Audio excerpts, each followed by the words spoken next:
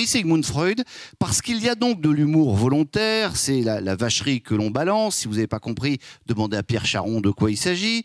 Il y a l'humour involontaire, la bourde que l'on commet, et puis il y a aussi cette forme d'humour, vous savez, quand derrière une phrase, tout le monde comprend ce que veut dire en fait le subconscient de son auteur. Vous allez voir. Ce prix est remis cette année au président de la République, Emmanuel Macron, pour la phrase suivante prononcée à une agricultrice lors d'une foire en Provence. Il avait dit « La réforme des retraites, on fera cela quand on tombera les masques ».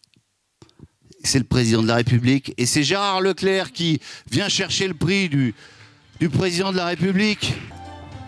Oui. Bonsoir à tous. Bon, en 43 ans de vie professionnelle, c'est quand même la première fois que je remplace le président de la République. Tout à fait. Et c'est pas donné à tout le monde. Et je ne sais pas quel sera l'avenir des prochains mois. Mais quoi qu'il arrive, j'aurais devancé Éric Zemmour si par hasard c'était lui qui était élu président de la République. Bon, moi, je l'aurais été que quelques instants, mais je l'aurais été. Le prix Sigmund Freud. Alors, je ne sais pas, j'ose à peine citer une phrase de Sigmund Freud qui me vient à l'esprit. Vous savez, il avait dit j'ai travaillé 40 ans sur la psychologie féminine et je n'ai toujours pas la réponse à la question « Mais que veulent-elles au juste ?» Voilà.